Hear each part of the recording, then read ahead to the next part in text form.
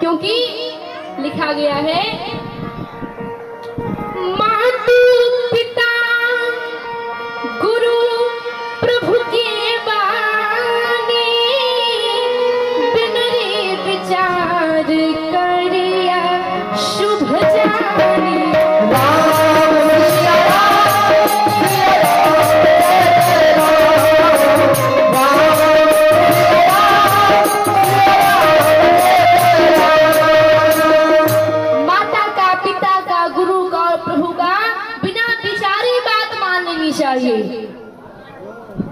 अब शंकर भगवान विवाह के लिए तैयार हो जाते हैं।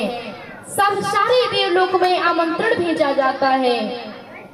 इधर पार्वती जी को अनेक प्रकार से मुनियों ने समझाया, लेकिन वो महादेव को पाने की जिद में अड़ी रही। अंत में हिमवान और मैना को भी उनके जिद के आगे झुकना पड़ा।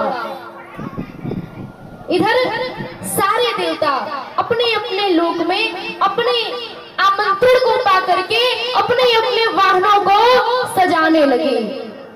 इंद्रदेव अपने ऐरावत को सजा रहे हैं, तो यमराज अपने काले भैंसे को बढ़िया सुंदर सजाने धजाने में लगे हुए हैं।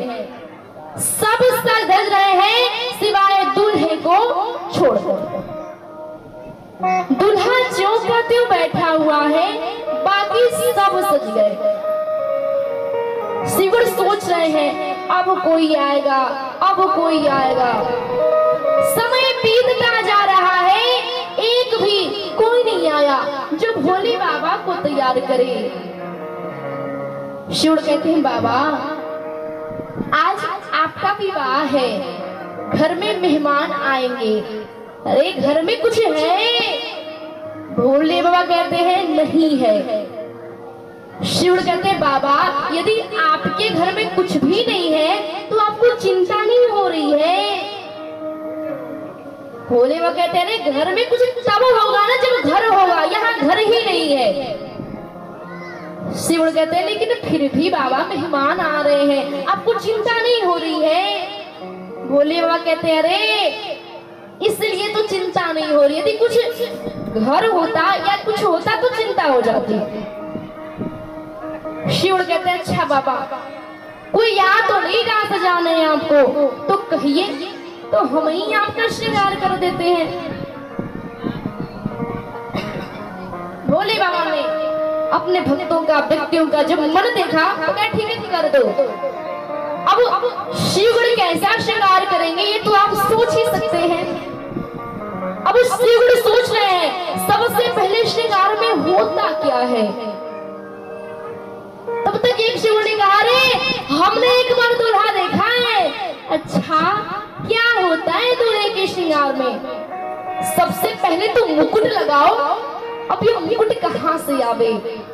भोले बाबा ने जब क्रोध किया तो जटाएं बिखर गई थी। शिव ने क्या किया, जटाओं को इकट्ठा करके मुकुट का आकार दे दिया। मुकुट तैयार है, आगे बताओ। मयूर होना चाहिए सिर पे, मयूर। अच्छा अब ये मयूर कैसा होता है?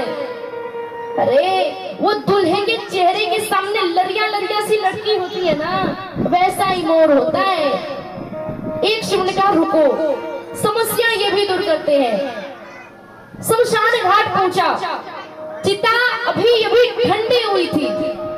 राख लेकर के आया और भोले बाबा के पूरे तन पे पोत दिया, लगाया नहीं पोत दिया। लगाने का मतलब होता है कि शरीर के रंग से मिला देना, लेकिन लगाया नहीं, पोत दिया। अच्छा, अब माला भी तो होनी चाहिए ना। सर्पों की माला है, लेकिन एक बड़ी माला भी होनी चाहिए, 25-30 मुंड की माला।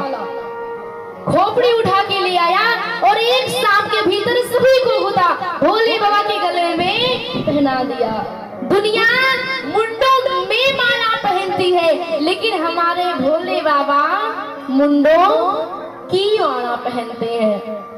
अब वस्त्र क्या पहनाए, बाघामुर लपेटा और एक सांप से कस के बांध दिया और उससे कहा सबसे बड़ी जिम्मेदारी तुम्हारे ऊपर ही है।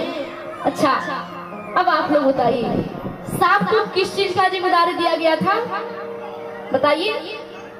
बाघामुर को कस के बांधे रखने के लिए, कहीं बाघामुर खुल न जाए। अब भोले बाबा तो तैयार हो गए हैं, अब चलने के लिए सवारी भी तो चाहिए ना। जितना भी सब हाथी घोड़ा था, देवता लोग लेकर के चले गए। अंत में एक नंदी दिखा, अर्थात बैल। बाबा उस पे सवार हो जाते हैं कि बस बैलवा शिव जी भैले सवारिया हो, बस बैलवा शिव जी भैले सवारिया हो, चल भैले गौरा से